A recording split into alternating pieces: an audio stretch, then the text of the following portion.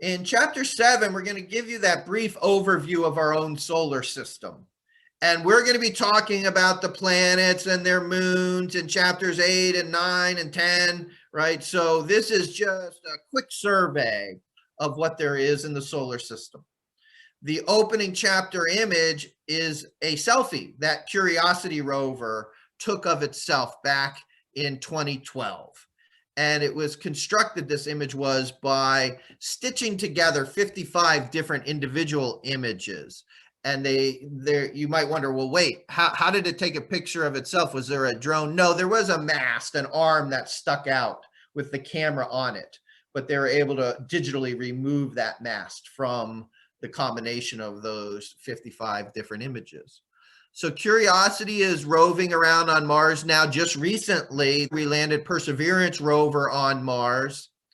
In fact, a former physics major from Allegheny College, who now works for JPL, was involved with that particular project, as all of JPL, the Jet Propulsion Laboratory, was. I forget how many years ago she graduated now, but it was probably like 6 or so years ago. And so that is, with the Perseverance rover, going to actually have some different offshoots of the project. Like there's a little helicopter that flies around on the surface of Mars. Now, the first time we've had a helicopter on another planet. And so hopefully we'll be able to get some more and more good information about Mars. Mars, besides Earth, is the best studied of all of the planets. Now, there are 8 planets in our solar system, 4 terrestrial planets, 4 gas giant or Jovian planets. The terrestrial planets are the ones tucked in close to the sun: Mercury, Venus, Earth, and Mars. Their orbits are shown there in blue. Between Mars and the first Jovian planet, Jupiter, we have an asteroid belt. And Ceres, labeled here, is the biggest asteroid in the asteroid belt, but there are many, many asteroids. These are smaller than planets, usually not round, although Ceres is, because it's big enough to be. We also see the orbits of Jupiter, Saturn, Uranus, and Neptune here. And so they also have a lightish blue tint to the orbit that's been shown. And there are other objects as well. You see Pluto and Makemake, Eris, and others of these dwarf planets. And these were discovered, more and more of them. Pluto's been known for a long time, but Makemake and Eris and so on, these have been discovered over the last few decades, couple or so decades. Eris, when it was discovered, it was realized, oh, that Eris is larger than Pluto. So if we're going to call Pluto a planet, maybe we should call Eris a planet. But then maybe some of these other objects that we're discovering should be called planets too. I was actually at the 2006 meeting of the International Astronomical Union, where they were voting on what are the criteria for what a planet should be. That's when Pluto got voted out of the planet club, so to speak, because they decided at that time that in order to be considered a planet, an object must orbit the sun, which Pluto does. It must be round, which Pluto is, but it must also clear its orbital zone of larger objects. And if you look, Pluto's orbit here, actually sometimes is closer to the sun than Neptune's orbit is. And so it has not cleared its orbital zone of Neptune, and that's why it no longer passes the test to be considered a planet. Before that meeting, it wasn't clear if maybe there would be more than 9 planets, because maybe Pluto, with whatever definition they came up with, would be considered a planet, and some of these other things would. But the astronomers decided we're going to hold it still here. We're not going to just keep adding planet after planet after planet with each new additional object that gets discovered. We'll keep it at 8 planets in our solar system. There's an Oort cloud, which are all these comets that orbit real far away from the solar system. Pluto and Eris and these other dwarf planets are in the inside of what's called a Kuiper Belt. And those are a bunch of comet-type objects as well. Let's start by talking in a little more detail about the terrestrial worlds. I'm including Earth's own moon in this, because Earth's moon is in many ways similar to the planet Mercury.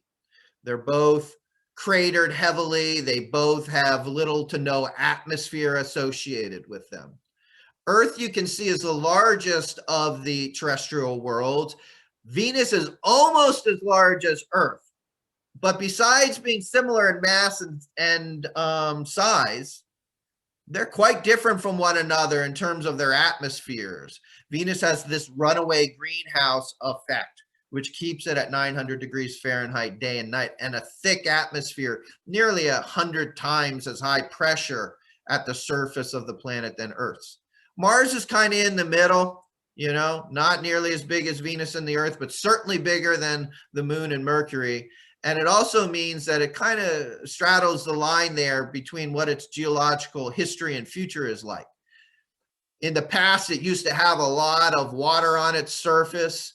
That water doesn't exist, at least not in plenty any longer, at least not in liquid form, even though, yes, there's water ice under the surface and at the poles, and occasionally a few little droplets of water might flow across the surface before they sublimate and no longer exist in liquid form any longer. And we want to look this chapter at patterns that exist among the objects in our solar system. Main themes. These terrestrial worlds, they're rocky. They're made of rocks and metals, right? The kinds of things we're looking for here are going to be those patterns. Patterns like, oh, they all orbit counterclockwise, all the planets do around the sun, nearly in the same plane as one another. Those are the kinds of things that we want to look for. Those gas giant or so-called Jovian planets, they are Jupiter, Saturn, Uranus, and Neptune. They all have rings. Saturn has the most dramatic rings. They're all far away from the sun and spread out large distances from one another. And unlike the terrestrial worlds, they have very little rocks and metals. They do have cores in them that are about 10 times the mass of the Earth. But then outside of that, you just have essentially hydrogen and helium gas and other elements as well, but mostly hydrogen and helium gas and some hydrogen compounds and so on. And so these planets are much larger than the terrestrial worlds. They're much more massive. They rotate more quickly. They have many more moons than the terrestrial worlds. For comparison, you can see here the size of Earth. All of the gas giant planets are larger than Earth quite easily. We mentioned dwarf planets. Pluto is the prototypical dwarf planet. We had a flyby of Pluto with the New Horizons spacecraft back in 2015. And before 2015, the best pictures of Pluto you had were just kind of like several pixels across. It just looked like this furry little fuzzy little blob. Right now you have these high detailed, high resolution images taken by New Horizons as it went by Pluto and out into the Kuiper Belt. And it was surprising just how interesting the surface features were on Pluto. I mean, look at how it's nice and flat ice sheets through here, and then it's kind of crumpled up over there. Pluto does have a nitrogen atmosphere that refreezes down on the surface as its orbit takes it farther away from the sun. And then as it gets closer back in toward the sun, some more thickness develops in that nitrogen atmosphere. Pluto has a few moons going around it, including its largest moon, Charon, C-H-A-R-O-N. I mentioned asteroids. Most of the asteroids orbit in the asteroid belt between Mars and Jupiter. There are other kinds of asteroids, like Trojan asteroids, for example, that orbit out in front of and behind Jupiter. There are near-Earth asteroids that leave the asteroid belt. But in general, an asteroid is rocky or metally or a mixture of both and too small to be round, with the exception of Ceres, which is the only asteroid that was large enough that its gravity pulled it into a spherical shape. They may be potato-shaped, these asteroids, or look like shoes or whatever the case is. This is the asteroid Eris. It was landed upon by the NEAR mission, Near Earth Asteroid Rendezvous, and NEAR actually orbited Eris, taking data on it for about a year before it landed on its surface. Comets are the icy counterpart to asteroids. Asteroids are rocky and metal. Comets are mostly dirty ice balls. There's the nucleus of a comet that we see imaged here. And I think we mentioned in passing earlier this semester that comets grow tails as they get closer to the sun. And then the normal state of a comet is that it's far away from the sun and it's just a frozen ice ball, no tail associated with it. The tails that you get from a comet come from material falling off of its surface as it gets heated up. That would be the dust tail. You can also have an atmosphere develop around that nucleus that gets pushed away by the solar wind to make a plasma or ion tail.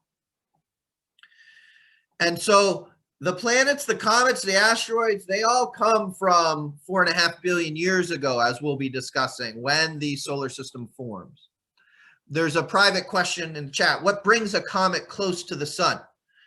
So it might, for example, gravitationally scatter off of some other object. I mentioned before the Oort cloud and the Kuiper Belt.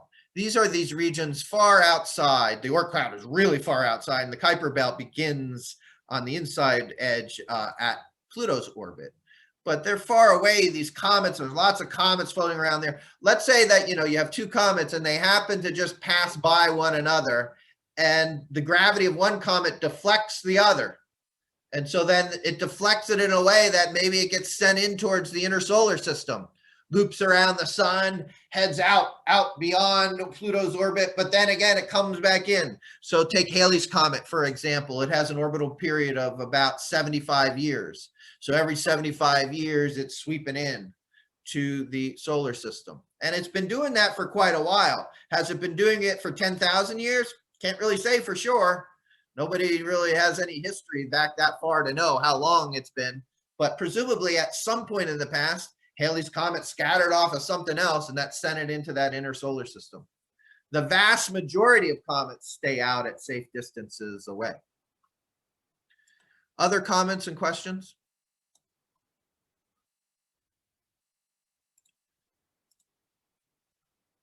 So in section 7.2, we talk a little bit about the structure and composition of the planets.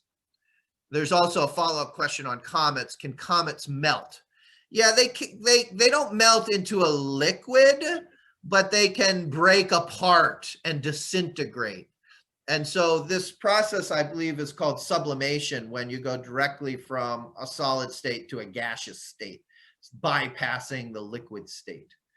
And in low pressure environments, like in space where you don't have an atmosphere, often you bypass that liquid state.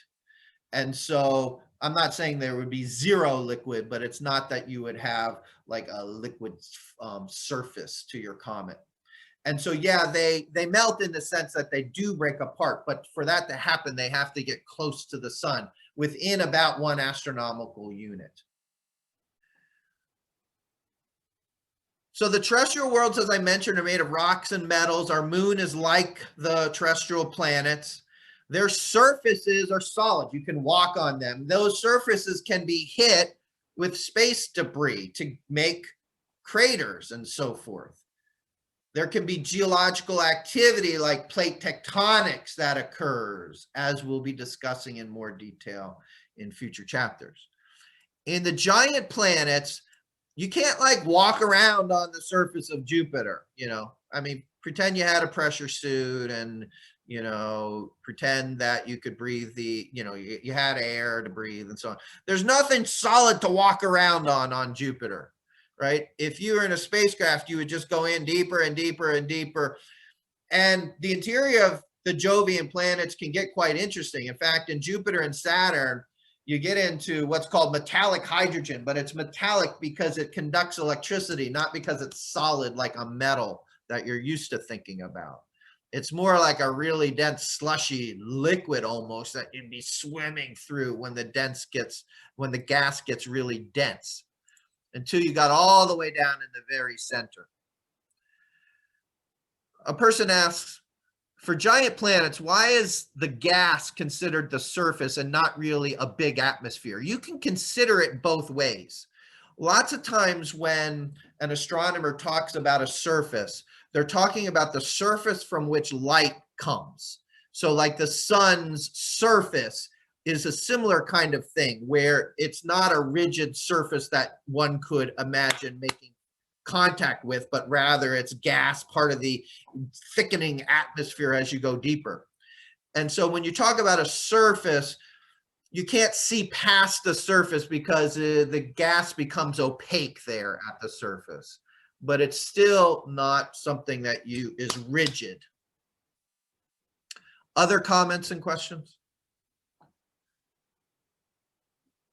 Like our sun, most of the composition of the Jovian planets is hydrogen and helium. And they've got dozens and moons going around them, dozens and dozens, like, 80 moons, 85 moons.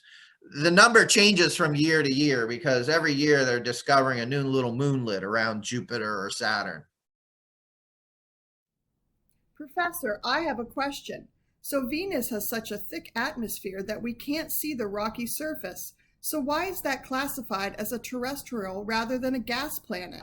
Well, I guess just because of the proportions of it all, because even though it has a very thick atmosphere, the width of that atmosphere is still on the order of probably 100 miles or, 100 to 200 kilometers at most. I mean, of course, it gets less dense as you go down, but I'm talking about sort of like how far up do you have to go before you're at half the density.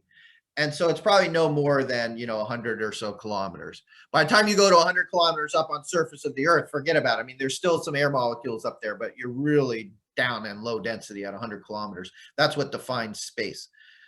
But yeah, and then it's got several thousand kilometers, or a few thousand kilometers in radius. So the atmosphere of Earth or Venus is so small compared to the big region that's made of rock and metal that we call it a terrestrial world.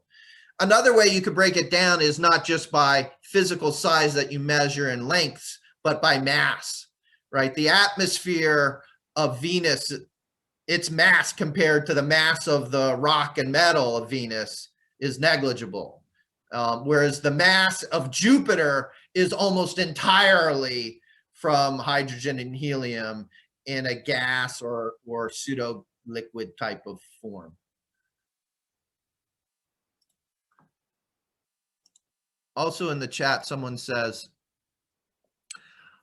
are the moons of the giant planets also gaseous, or are they terrestrial, or are they totally different? Yeah, what a great question. I never thought about it, but I cannot think of an example of a gaseous moon. They don't exist, not in our solar system. I'm not saying they don't exist elsewhere. It never occurred to me. I bet you they do. The universe is so big, it would be hard to imagine they don't exist somewhere, but not in our solar system. All the moons are more like comets or more like terrestrial worlds. They're rigid. They can be icy, yes. They can be rocky or metally, yes, but no gaseous moons. The moon that has a solar system is, I'm sorry, solar system. The moon that has an atmosphere is Titan. Titan, a moon of Saturn, does have an atmosphere, but still that atmosphere is small in mass compared to the moon itself. Other comments and questions? All right, well, in this class, we'll say things like, oh, the sun formed 4.5 billion years ago. How do we make those kind of determinations? We're going to talk here about radioactive decay. This will allow us to date objects. Here's the idea. Some substances are radioactive. And what that means is that if you wait, that substance will decay into another substance on the periodic table. So in a moment, I'm going to ask you a thought question about potassium 40, which has 19 protons in its nucleus. It's the 19th element on the periodic table. And that potassium 40 is going to decay into argon 40. Argon has 18 protons in its nucleus, right? It's the 18th element on the periodic table. So as time goes on, the amount of potassium decays away, the amount of argon increases. That's what's being represented in the graph here. The curve is representing how much of, say, potassium 40 or whatever radioactive element you start out with. In the beginning, you have 100% of it. Now, there's a quantity, a time, called the half-life. The definition of a half-life is how long you have to wait for half of that radioactive substance to have decayed away. And so if you wait one half-life, you're down to 50%, a fraction 0.5 of what you started with. Notice they've colored this red here to represent the starting element, and gray is what it's decaying into. Now, when you think about lifetimes of, say, people, you might say, the life expectancy of a person is 75 years. And so that means that, for the people in that population, maybe they have about a 50-50 chance of making it to be 75 years old. Now, if you ask how likely is it that a person would live two of those lifetimes, live for 150 years? Well, for a person, pretty much zero chance you're going to live to be 150 years old, right? At least so far in our history. Now, if you're talking about radioactive decay, it's not the same. Because once you have an atom that's lived for a half-life and has not decayed away, it still has a 50-50 chance of making it an additional half-life. So if you wait two half-lives in time, you get down to a half of a half or a quarter of what you had started with. If you wait three half-lives, it's half of that still, so you're down to an eighth. And you see how it just every half-life that goes down, you lose half of what you had from the previous moment, one half-life ago. And so you asymptotically approach going to zero of this substance. This is called exponential decay for something that follows a form like this. So here's your thought question that I'll poll you on. Let's say that you find a rock that was originally made of potassium 40, and potassium 40 decays into argon 40 with a half-life of 1.25 billion years. Now, before we even go any further, you might say, well, how do you know it was made of potassium 40?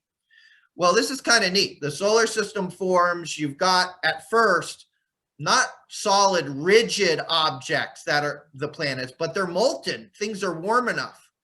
And so any argon 40 would be in a gaseous form and would bubble away. And so what happens is that molten material solidifies. And at the moment it solidifies, it could be all potassium and no argon, because the argon would have been in gaseous form and bubbled out. So you start with potassium 40. And now you analyze this rock that's been around for a long amount of time. And you find that on average, for every 15 atoms of argon 40, there is one atom of potassium 40. And the question is, how long ago did the rock form? You're still mostly voting for 3.75 billion years. Second biggest vote getter, 2.5 billion years, then 5 billion years. Well, let's look at it. Let's go ahead and think about this particular question. I drew over on the left 16 Ks. A K is how you represent in chemistry a potassium atom. And so there's 16 representative potassiums that we start out with at T equal to 0. And I put little circles on the graph here to represent this moment in time. When the rock formed, for every 16 potassium atoms, we had 0 argon atoms. Now, let me go forward one half-life. We now have equal numbers of potassium and argon.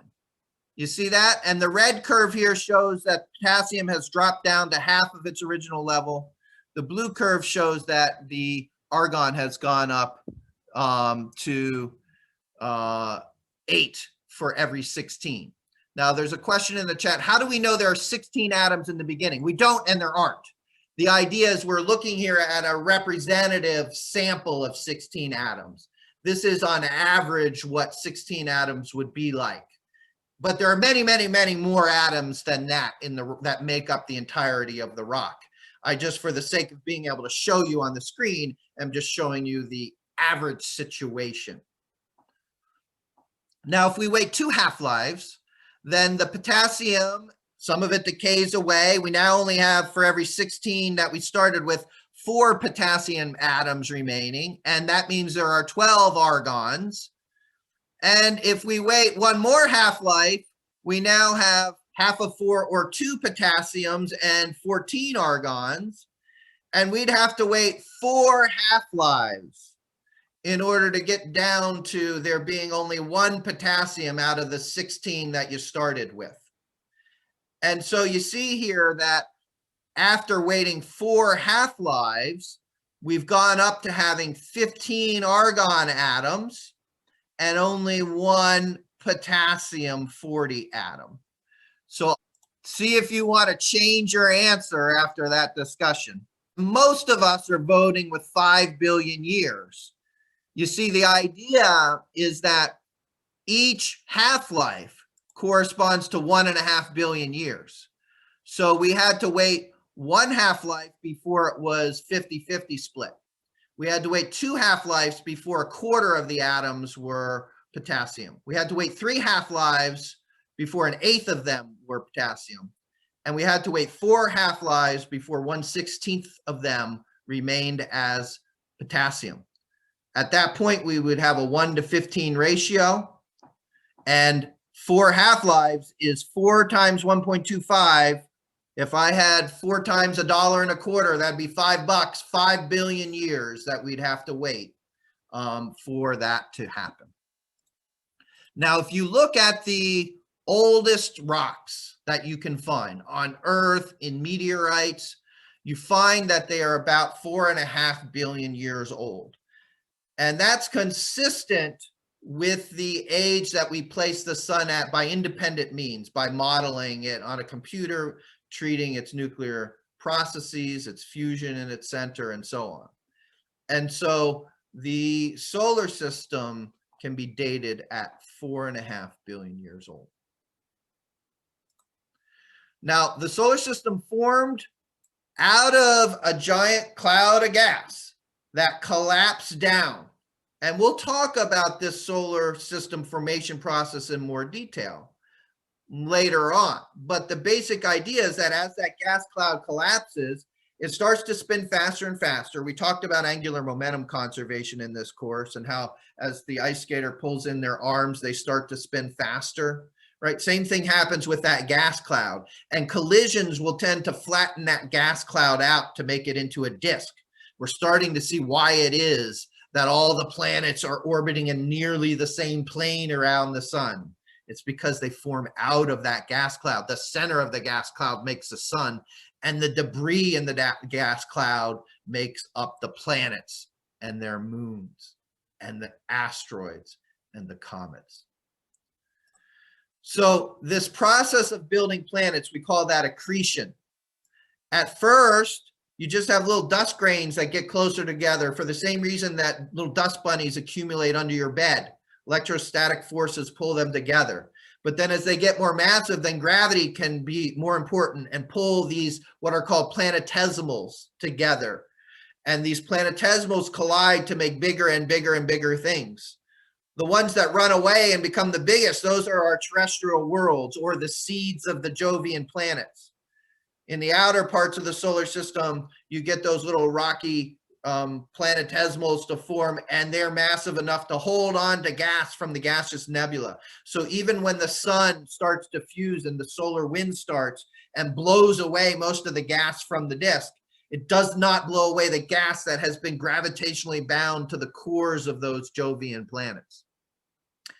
This frost line, which is mentioned on this diagram, is the point in the region in the solar system inside of which ices don't form because it's too warm. Outside of the frost line, you're far enough away from the newly forming sun that it's cold out there, and you can have ice in addition to dust. And those ices can help to accumulate to form the seeds of the Jovian planets. Those ices can accumulate to form the comets. The asteroids, they're these leftover planetesimals that never got big enough to form an actual planet. We see this process playing out in other star systems. All of these images come from Hubble Space Telescope's imaging of the Orion Nebula and the larger complex around it. Remember the Orion Nebula M42 below the belt of Orion? You're learning about that, how to find it in the sky. Well, it's got all these so-called proplids, protoplanetary disks in them. And yeah, I mean, there's some cool ones here. Like you can kind of, there's like a star forming in the middle. There's a disk of material around it. All these little higher density regions here, they're stars forming and disks surround them. So we see this process playing out, the same process that formed our own solar system 4.5 billion years ago.